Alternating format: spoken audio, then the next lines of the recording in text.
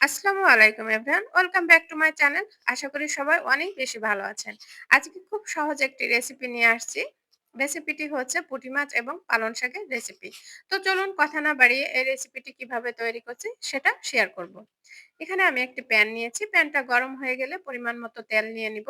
তেলটা গরম হলে এখানে আমি অ্যাড করে দিব কিছু পেঁয়াজ কুচি এবং ২ কোয়া রসুন কুচি। এখানে নিয়েছি ২ টা শুকনা মরিচ। এগুলো একটু বাদামি কালার হওয়া পর্যন্ত আমি ভেজে নিব। তো যখন এরকম একটা কালার চলে আসবে ভাজতে তখন এটা আমি উঠিয়ে রাখবো। আমি কিন্তু এই পেঁয়াজ আ হ ভাজিটি কিন্তু একটু জিরা দিয়ে বেটে নিব। এখানে নিয়েছি পুঁটি মাছ। পুঁটি মাছগুলো লবণ হলুদ দিয়ে মেখে নিয়েছি এবং একই প্যানে এভাবে পুঁটি মাছগুলো ভেজে নিব। পুঁটি মাছগুলো কিন্তু খুব কড়া করে ভাজা যাবে না। যেহেতু এটি ঝোলের মাছ, নরম করে ভেজে নিতে হবে। খুব কড়া হলে কিন্তু মাছগুলো ঝোলে অ্যাডজাস্ট হবে না এবং খেতেও কিন্তু খুব একটা ভালো লাগবে না। তাই অল্প আঁচে খুব নরম সহকারে মাছগুলো ভেজে নিব। যখন এরকম করে ভাজা হয়ে যাবে তখন মাছটা উঠিয়ে রাখবো। অলরেডি কিন্তু আমার মাছটা ভাজা হয়ে গেছে।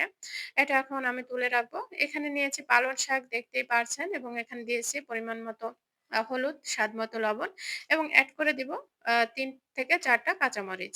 যেহেতু আমি ২ টো শুকনো মরিচ পেঁয়াজের সাথে পুড়িয়ে নিয়েছি, সেটাও কিন্তু এই ঝোলে এড হবে। তো এখানে শাকের সাথে সবগুলো উপকরণ খুব ভালোভাবে মিশিয়ে নিব। তো অলরেডি কিন্তু শাকটা এক পর্যায়ে খুব কমে যাবে চুলার জালে। আ তো দেখতেই পারছেন শাকটা অনেক কমে গেছে এবং শাকের গা থেকে কিন্তু অনেকটা পানি বের হয়েছে। আমি কিন্তু শাকে কোনো প্রকার পানি ব্যবহার করিনি। শাক থেকে যতটা পানি বের হয়েছে আমি ততটুক পানি দিয়েই কিন্তু শাক এবং মাছটা সিদ্ধ করে নিব। এখানে অলরেডি আমি মাছটা এড করে দিব। মাছটা দেওয়ার পরে খুব ভালোভাবে শাকের সাথে সেট করে আমি কয়েক মিনিটের জন্য ঢেকে দিব। তো কয়েক মিনিট পরে আমি ফিরে আসবো। আ দেখতেই পারছেন যে শাক থেকে কতটা পানি ছেড়ে দিয়েছে।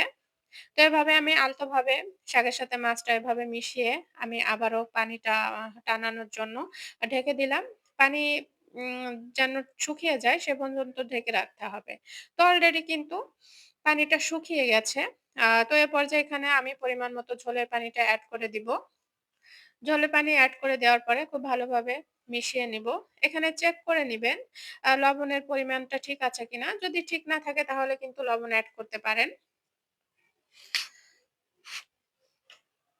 তো এখানে যখন পানিতে জাল চলে আসবে ঝোলের পানিতে, তখন এখানে কিন্তু আমার সে পেঁয়াজ, রসুন, শুকনা মরিচ আম যেটা আমি ভেজে রেখেছিলাম, সেটা আমি কিন্তু একটু জিরা দিয়ে এভাবে পেস্ট করে নিয়েছি। আমি এটা পাটায় পেস্ট করে নিয়েছি। তো মসলাটা এখন আমি ঝোলের সাথে মিশিয়ে দিব। মসলাটা মেশানোর পরে কিন্তু ঝোলের কালারটা চেঞ্জ হয়ে যাবে। দেখতেই পারছেন যে ঝোলের কালারটা চেঞ্জ হয়ে গেছে এবং দেখতে কতটা সুন্দর হয়েছে। এভাবে পেঁয়াজ, রসুন, শুকনা মরিচ ভেজে বেটে দিলে কিন্তু ঝোলের ঘ্রাণটা যতটা ভালো আসে এবং স্বাদটাও কিন্তু অনেকটা বেড়ে যায়। তো অলরেডি মসলাটা দেওয়ার পরে খুব আলতোভাবে এভাবে নেড়েচেড়ে নিব। ঝোলটা একটু গাঢ় হয়ে আসলে কিন্তু আমার ঝোলটা তৈরি করা হয়ে যাবে। অলরেডি কিন্তু দেখতে পাচ্ছেন ঝোলটা আমার তৈরি করা হয়ে গেছে।